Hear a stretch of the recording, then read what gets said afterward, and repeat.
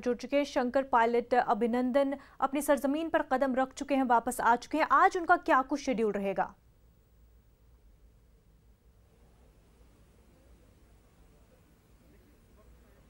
अभिनंदन जो हैं, जो विंग कमांडर अभिनंदन आर्मी के बेस अस्पताल में पहुंच चुके हैं और बेस अस्पताल में उनका जो मेडिकल जांच है वो स्टार्ट हो चुका है। ये कई घंटों की एक प्रोसेस चलता है। उसके बाद जो आज इनका मेडिकल जांच होने के बाद जो आगे की जो प्रक्रिया है वो होगा उनसे पूछताछ की प्रक्रिया।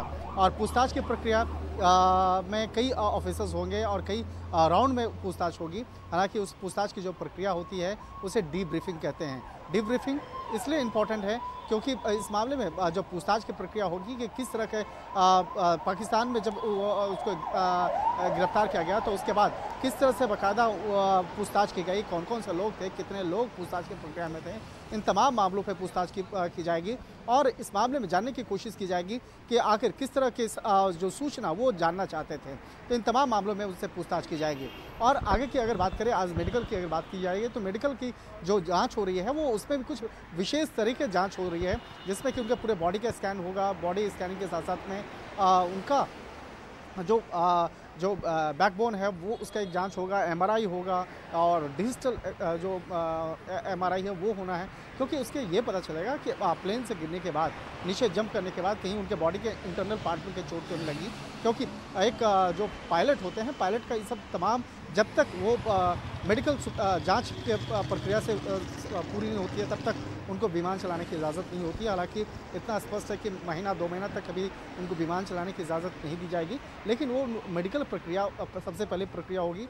उसके बाद इस मामले में और भी इस बात को देखा जाएगा कि जब तक वो पाकिस्तान में रहे उस दौरान कहीं कुछ उनको खिलाया पिलाया तो नहीं गया, या उनके बॉडी के अंदर में कोई कट मार्क्स जानबूझ के कुछ ऑपरेशन तो नहीं किए गए। ये तमाम जो जांच प्रक्रिया है उससे उनको गुजरना पड़ेगा और इसलिए उनको आर्मी के विशेष अस्पताल में लाया गया।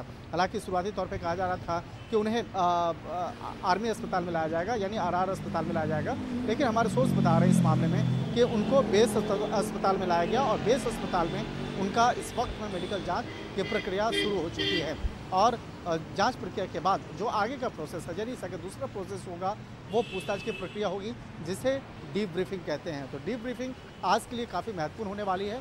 और डीब्रीफिंग में भारतीय विदेश मंत्रालय के कई अधिकारी होंगे, एयरफोर्स के अधिकारी होंगे, इसके साथ ही तमाम कई खुफिया विभाग के अधिकारी होंगे, जिसमें आय और रॉक के भी अधिकारी होंगे। तो वो पूछताछ की प्रक्रिया में हिस्सा लेंगे। हालांकि ऐसा भी होता है डीब्रीफिंग में कई बार एक साथ बैठ कर के अधिकारी बैठ जाते हैं, अलग अलग विभाग के अधिकारी बैठ करके पूछताछ की प्रक्रिया में करते हैं। और कभी कभी ऐसा भी होता है कि अलग अलग ऑफिसर्स अलग तरीके सवाल करते हैं। तो ये आज अभिनंदन के साथ में आज मेडिकल जांच, उसके बाद उनकी डीब्रीफिंग की प्रक्रिया। जी बिल्कुल शंकर, बहुत बहुत शुक्रिया आपका तफसीलात फराहम करने के लिए। नाज़रीन, एक छोटा सा ब्रेक लेंगे, जल्द होंगे हाजिर।